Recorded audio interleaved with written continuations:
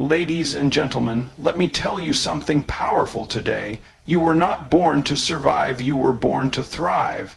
You were not created to merely exist, you were created with a divine assignment, a purpose, and a destiny planted inside you by God Himself.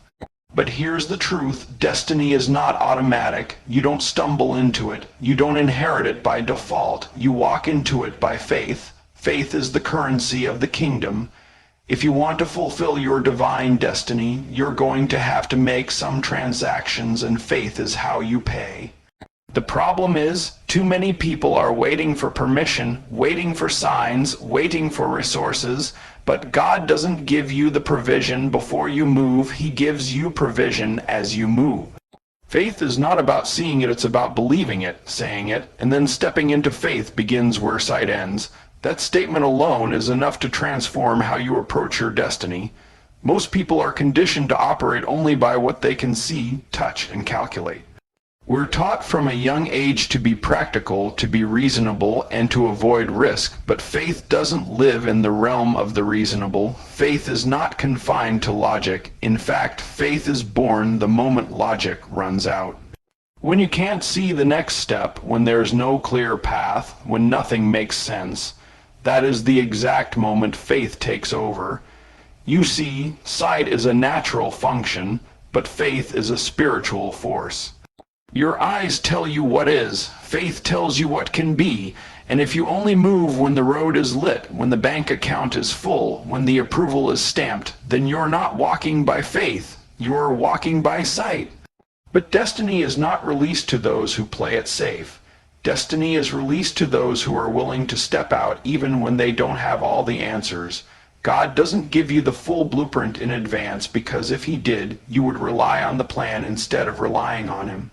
Faith demands trust. It requires a decision to believe when every external voice says it's impossible. Real faith is not tested in comfort. It's tested in uncertainty. It's in the moments of silence, delay, and lack that your faith either cracks or compounds. And the truth is, your breakthrough is often just on the other side of the unknown. If you look at every major move of God in Scripture, you'll notice a pattern. He always required people to move before they saw the result. Abraham had to leave his country before he saw the promised land. Moses had to stretch his rod before the Red Sea parted. Peter had to step out of the boat before he could walk on water. None of them had a guarantee in the natural. But they had a word, and that word was enough. That's where faith lives, in the space between God's promise and your reality. Faith doesn't need a second opinion. It doesn't require consensus. Faith moves forward even if it looks foolish to everyone else. Because faith knows that spiritual truth will always override natural facts. What you see may look like lack, but faith says you have more than enough. What you see may look like sickness, but faith declares healing. What you see may look like a closed door, but faith expects favor. So when you reach that place where you can't see the next step, don't panic. That's your signal that you're on the edge of something great. That's not the time to stop, that's the time to step. Because when sight ends, faith begins, and when faith begins, destiny awakens. Speak your destiny before you see it. This is not just a motivational phrase, it is a spiritual principle, a kingdom law. The universe responds to voice-activated commands. God didn't build the world with His hands, He built it with His words. He said, "Let there be light," and there was light. If God created with speech and you were made in His image, then your words also carry creative power. That means your destiny isn't waiting for you to see it, it's waiting for you to say it. Too many people are silent about where they're going because they don't see the evidence yet. But if you're waiting until it shows up to start speaking, you've already missed the moment. Your words are not meant to describe your life, they are meant to shape it. That's why speaking your destiny before you see it is not optional, it's essential. If you don't declare it, you won't walk in it. If you don't claim it, you can't carry it. What you say today sets the tone for what you live tomorrow. Your tongue is the steering wheel of your future. If you're constantly talking about your limitations, your fears, and your problems, you're actually reinforcing them. But when you start speaking in alignment with your purpose, even before the proof shows up, you begin to realign the spiritual environment around you. Speaking your destiny calls things into being.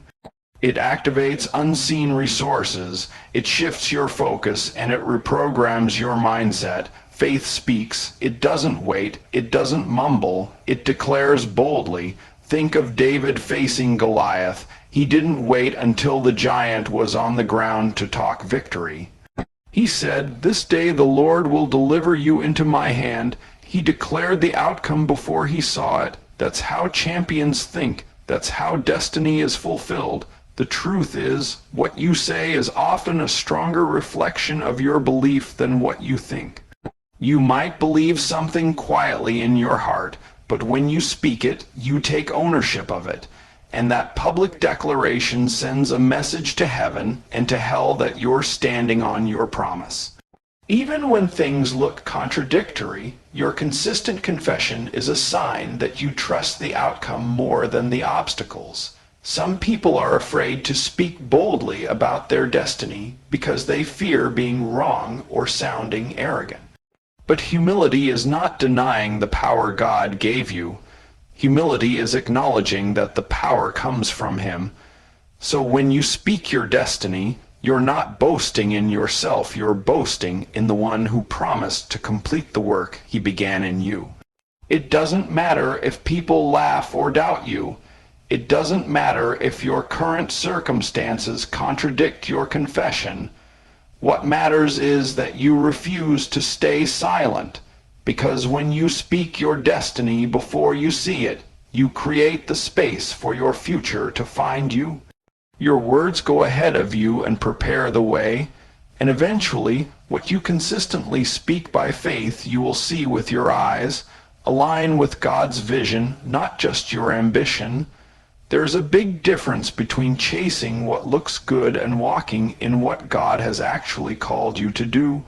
Ambition isn't wrong, it's a gift. It's the fire that drives progress. But when ambition is disconnected from God's vision, it becomes noise instead of purpose.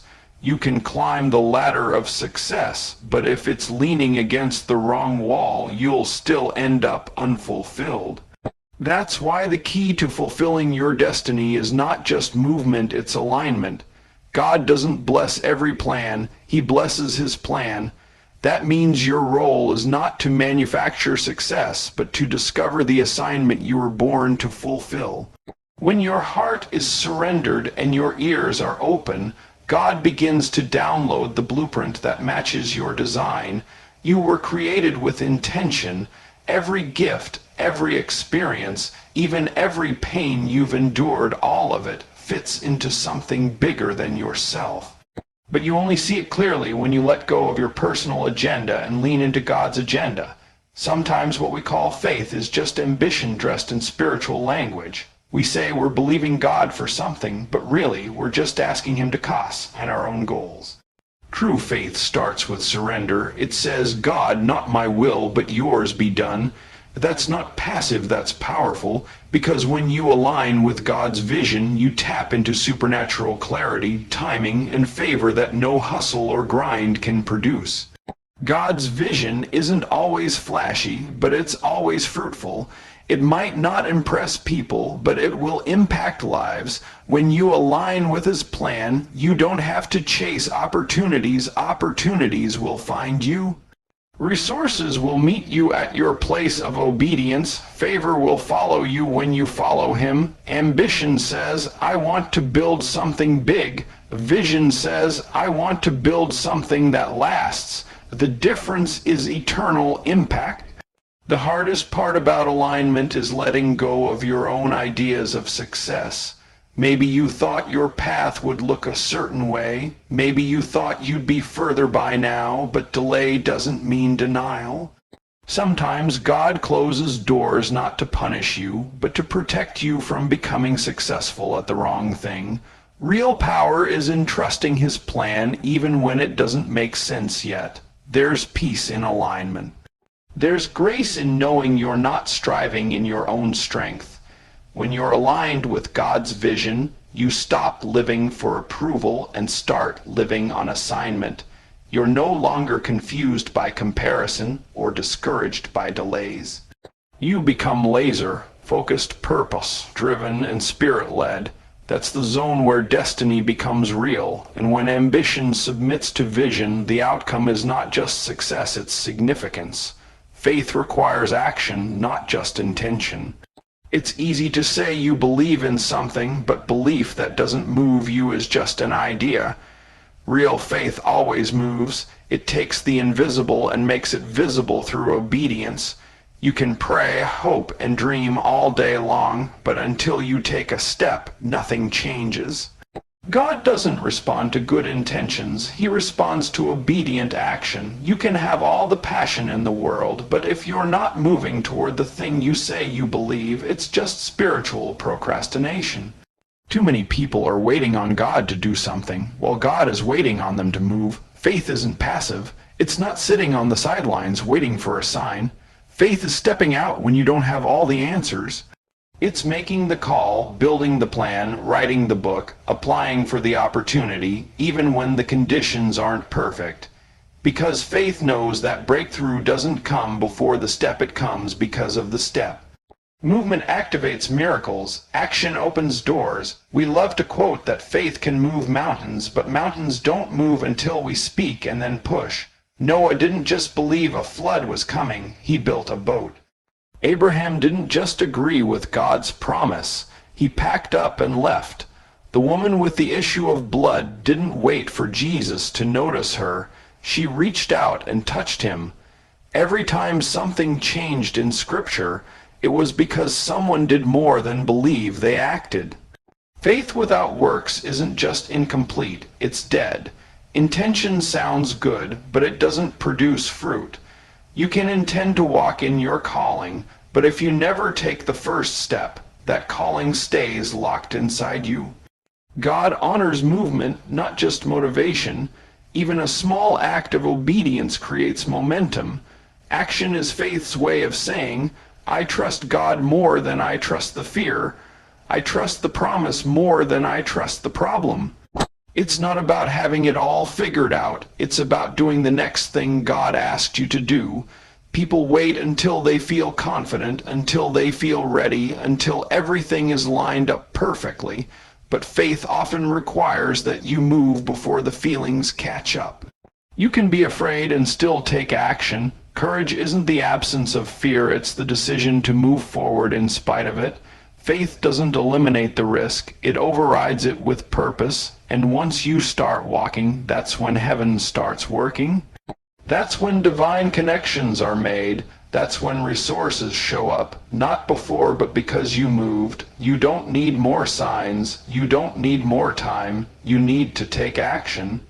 Because the gap between what God promised and what you're living right now is often filled with the steps you haven't taken yet.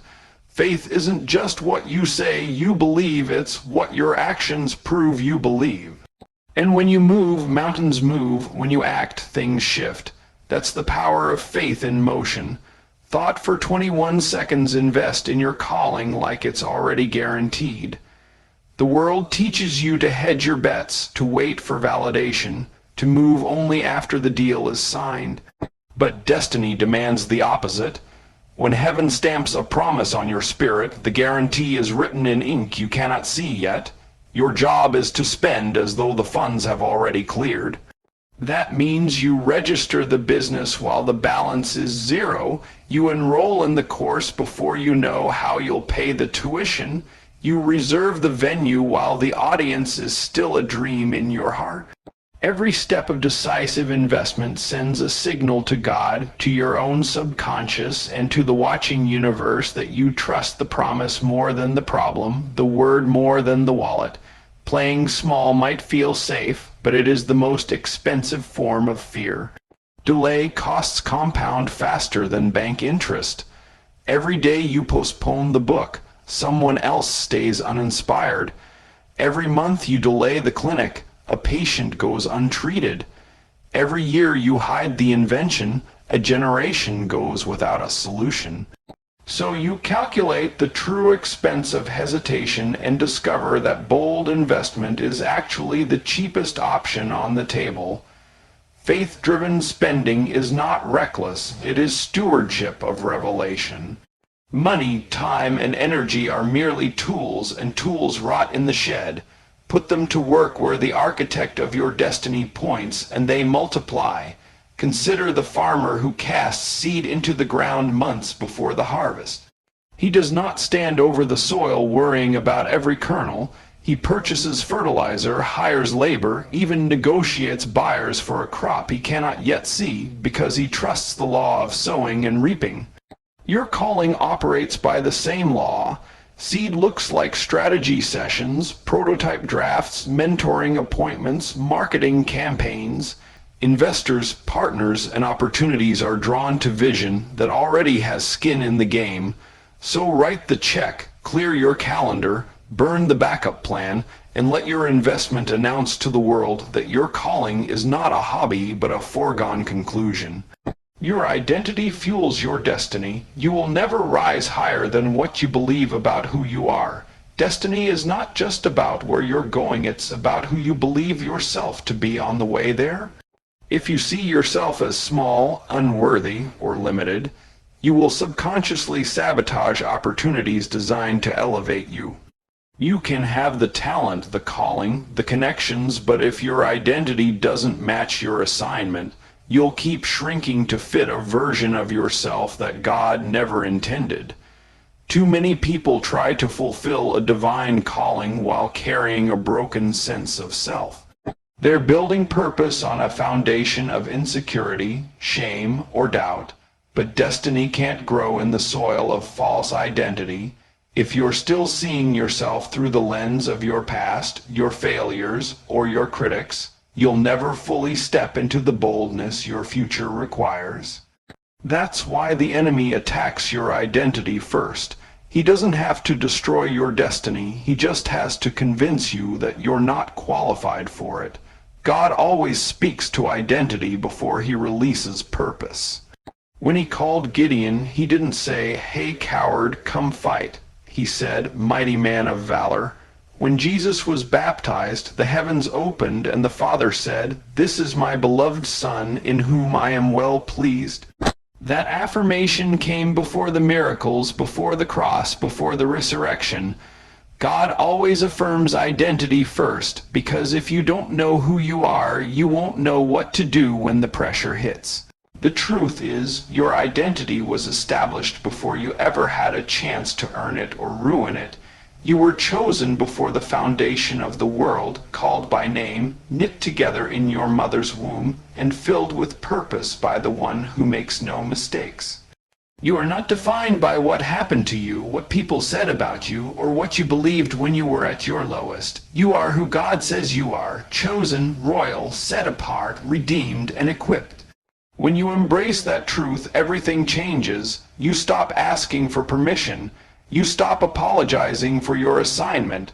You stop editing yourself to fit into rooms that can't hold your full expression. Knowing your identity gives you authority. You speak differently, you walk differently. You no longer wonder if you belong, you take your place. That confidence is not arrogance, it's alignment. You're not showing off, you're showing up. And when you show up as the version of yourself that heaven recognizes, doors open that effort could never unlock. Your identity isn't a title, a role, or a personality type. It's a revelation, and the deeper that revelation goes, the higher your destiny can rise. Because once you believe the truth about who you are, you stop chasing your future and start embodying it. You stop waiting to become and start being, and when you become, destiny doesn't just respond, it unfolds.